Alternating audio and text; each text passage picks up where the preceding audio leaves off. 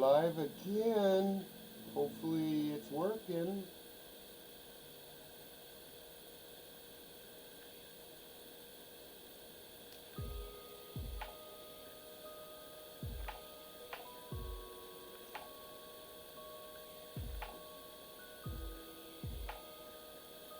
Testing 1, 2, 3. We're gonna go ahead and go live again. See if I can make all my channels work on this new set of screens. Hello everybody. Hello again. Welcome to another show. Today we're going to have a session with Factorio. If I can make all my audios look good, I think we will. And I'm going to reduce the music now and we're going to just kick up Factorio. It's been a while.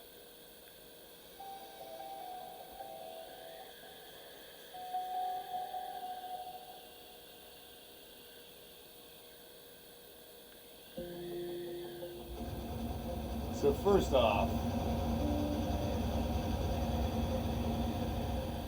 the intro screen is noisy.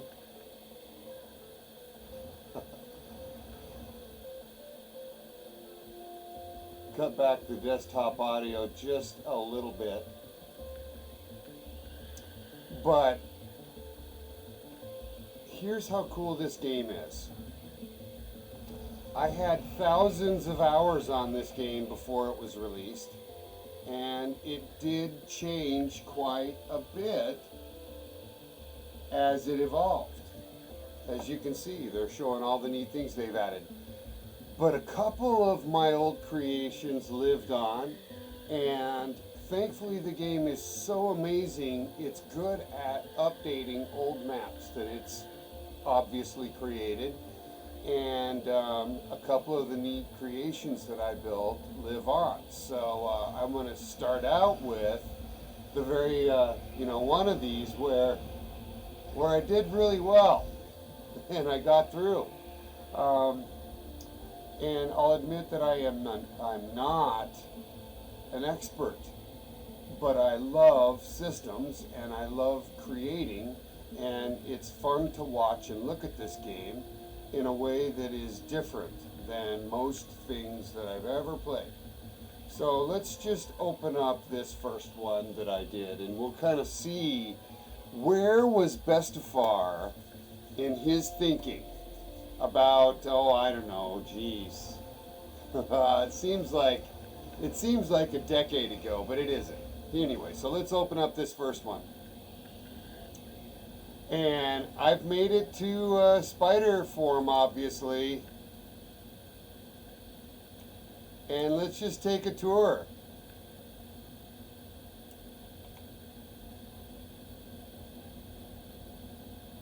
I'm very conscientious on space, obviously.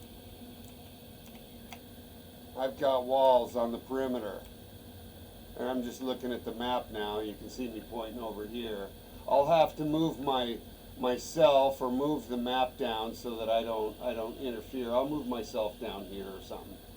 And in fact, if we want, I can just kind of quickly do that. It might be that I can, I'll have to do that afterwards. It'll just take me too much time. Anyways, let's keep going. Look at the full petroleum layouts. I've got big piles of metals. We're converting coal and steam now for power, but a lot of solar power, And check it out over here, a lot of power stored here too, eh? I think this is super cool. Because I'm best using the space I had, right? So let's kind of go back over here. By the way, I love how the spider walks over everything. Because I've obviously got my big runs, right? Like these are my metal runs, where I've got copper, And how I built this out was I'm feeding a big circle, right? A big circle that serves all the metal. The metal gets created and stored in all these containers so robots or drones can come get them here if they want. I can easily hover over and see how much metal I actually have, right, in the system, in the actual logic system, if I go this route. And then separately, you can see how much metal's on the belts to see if, you know, I actually have enough source metal coming in from up here, right?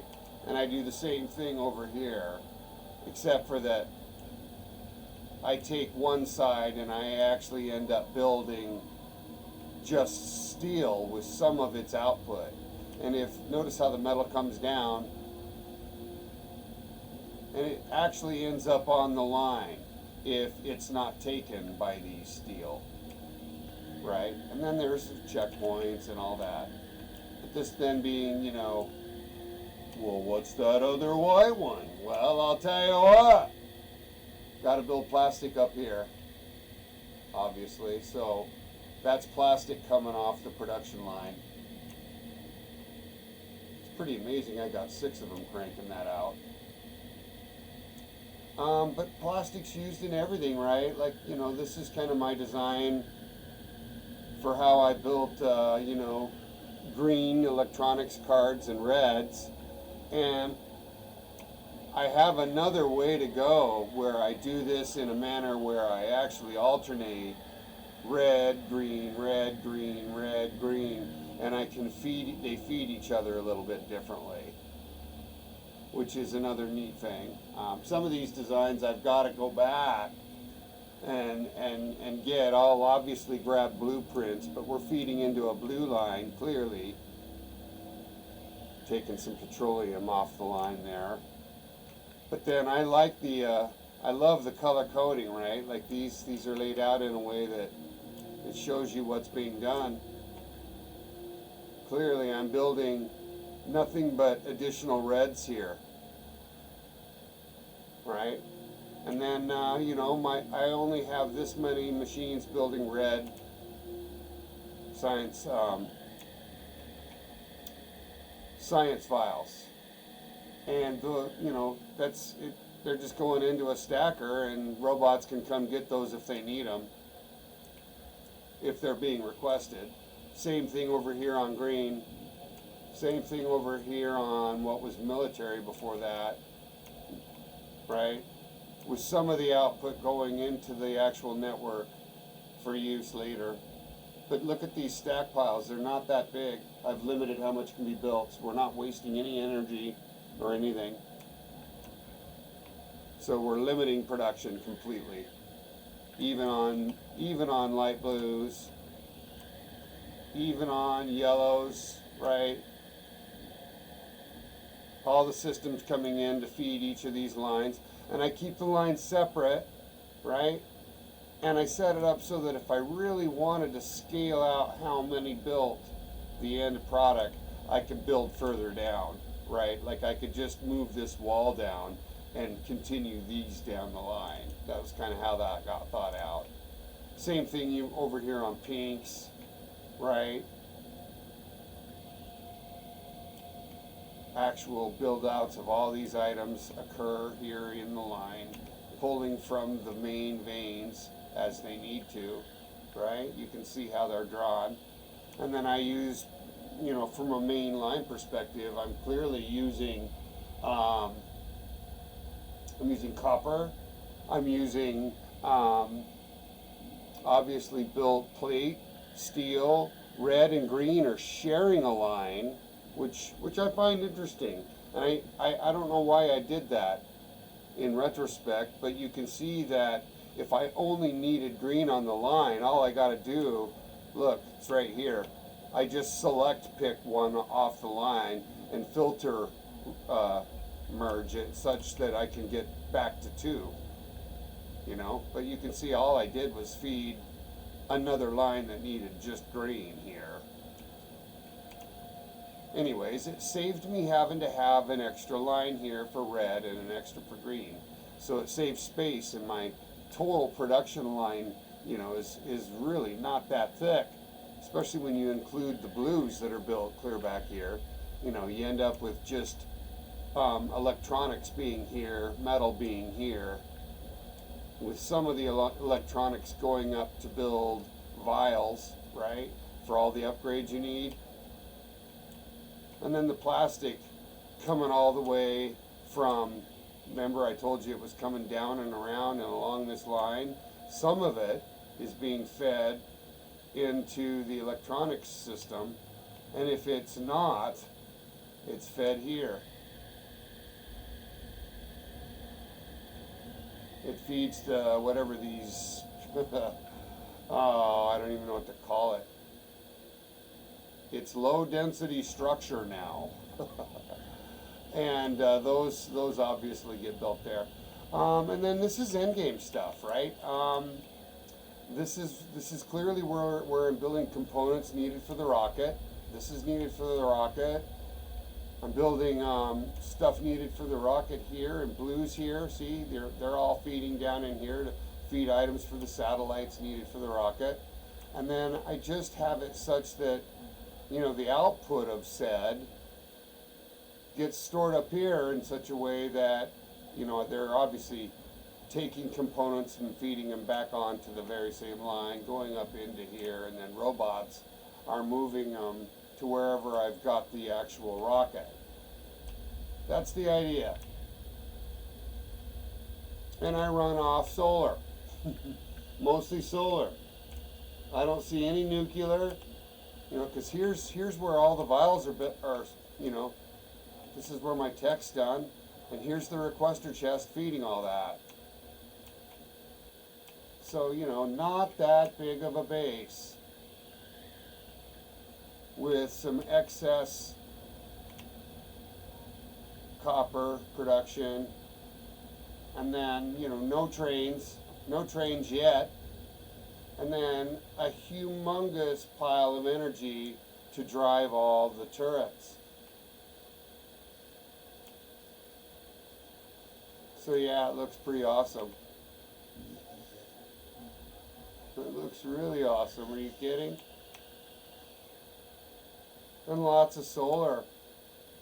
So I've got a massive network for the drones. Obviously, you can see all the yellow dots on the map. So let's just slightly go over and see what's happened over here, and then we'll get out and take a peek at a couple of other things. That's just a fight that happened right there. We're using a combination of lasers and oil to fight things off. And there's some right here, right?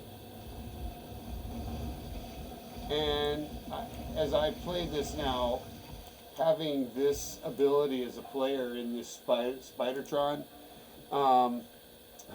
what a change that made to the game in so many ways. Look, I'm crawling over water, number one.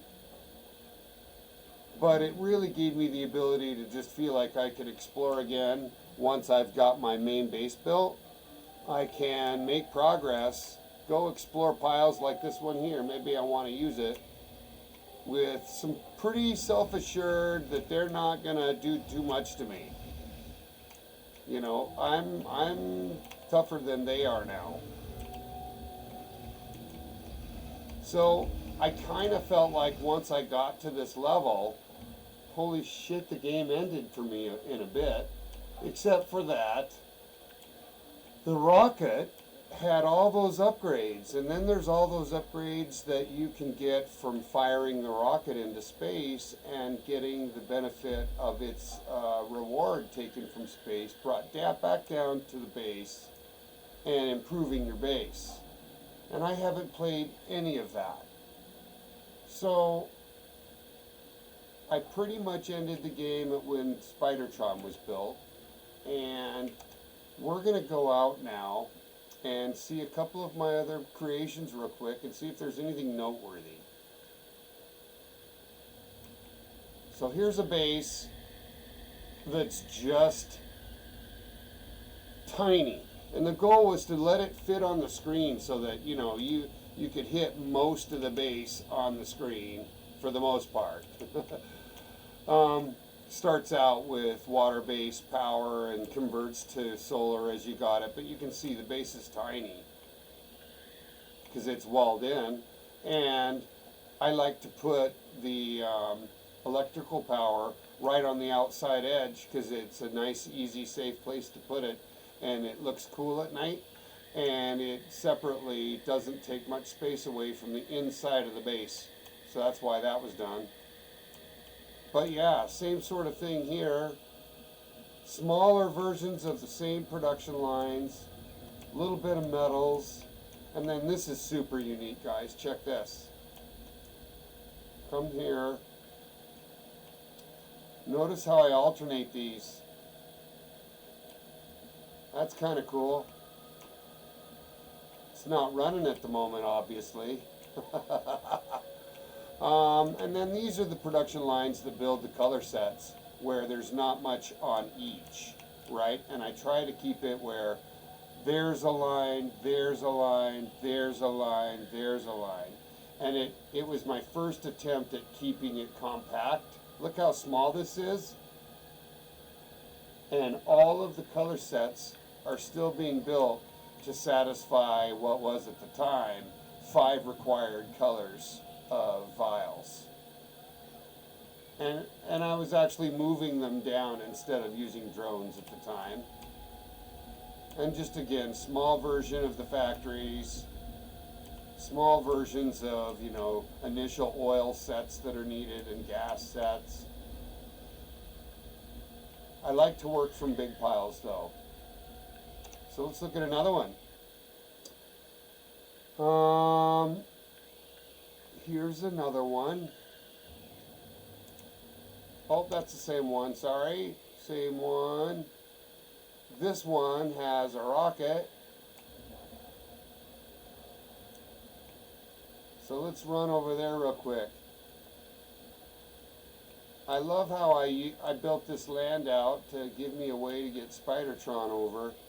And this was a really convenient way to block off enemies from coming over. But Spidertron's awesome. And I just love every aspect of it. So you can see I've kind of used trains on this one to, you know, bring over copper because I'm clearly running out in the base.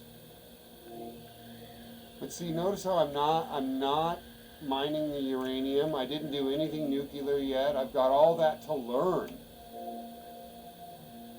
But I loved solar because it was clean, and I'm very much a hippie. So, you know, go solar, go druid, love your animals. But look at this neat design.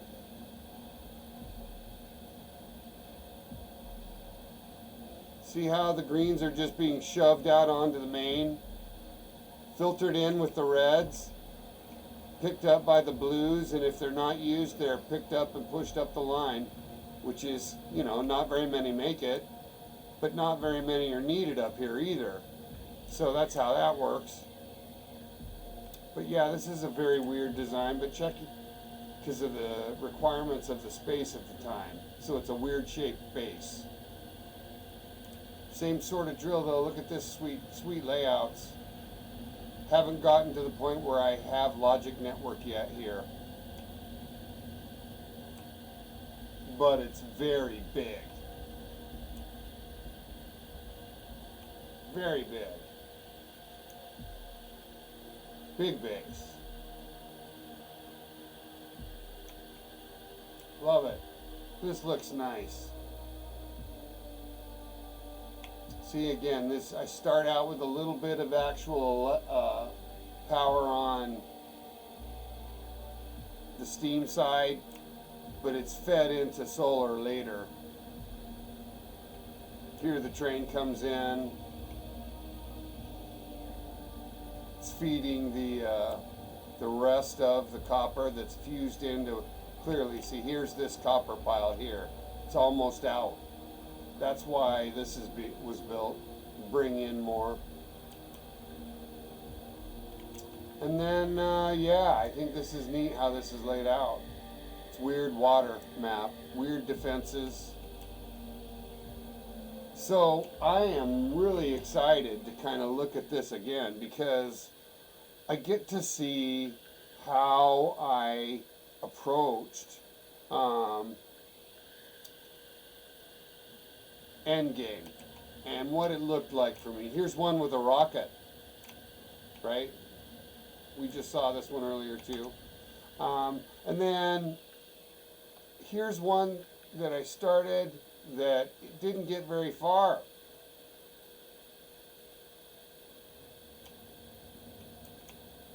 Again, weird shapes, same production line kind of steps. But look at this, is a really neat little design. Look at this. It's just fun to look at, especially at night, right? You can tell I love colors. Look at my logo, it's all rainbowed out. That's because I am an absolute hippie supporter of everyone and everything. Peace and love, right? So I love color, and we're going to make sure that that we have some fun. Oh my gosh, look at that bank of power up there. Anyways, also, real quick, look at my cool logo in the upper left corner. I figured out how to hide my sprocket, right, from my round logo and make my sprocket visible but see-through. Because I'm actually very proud of being a good player of Factorio. I played Factorio before it really boomed so hard that they went big scale and they were doing really, really huge factories. So I don't intend to get that far. I do intend to start over. And that means doing something, you know, where I've started into something like this. And I don't have anything built, right? And, you know, we're going to obviously want to kind of do this conversation together, and I'm going to learn how to replay again and start over and figure out the model, because you know the inventory and tab systems have changed. The tech tree obviously is different, but pre-populated initially depending on what you choose. And I want to replay this with you guys, because now imBestefar is retired and it's such a beautiful, refined game that I'm convinced much of what I've already done and before will just allow us to have some more fun. Because see, now we've got some new features like the blueprint library, a wholly decked out production you know, reporting system. The bonuses I haven't played yet. The tips and tricks, you can see I did open up a bunch of my tips.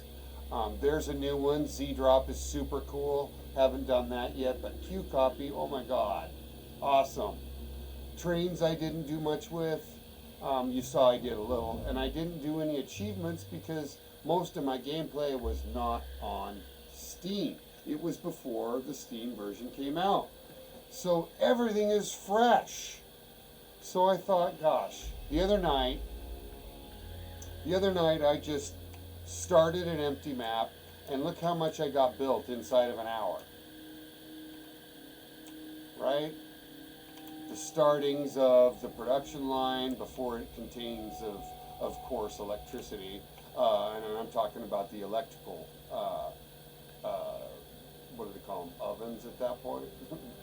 But, you know, we're building weapons, we've got tech ready, we've got copper going, we've got steel going, we're building walls, right? I'm feeding, you know, this down to the electricity system. Having said that, I do want to start over, and I do want very much to start where you and I, and hopefully I'm going to make a whole lot more friends by streaming Factorio, because the amount of players on Factorio is so pervasive. And real quick, while we're here, here is imBestefar's little stuff, right? You're seeing me right here. It's showing what I'm streaming right now, which is why you can hear me with a small amount of delay. But Bestefar's got a lot of content, and most of it's currently set up to be around the angler, and lots of fishing. But I do now have a category set up for Factorio. And if you look at how big Factorio is, let's just see. Because I'm following Factorio. Look, guys, 739 people are watching right now. 8 are watching the angler. Now, I'm going to be spending a good hunk of my time over here in the angler.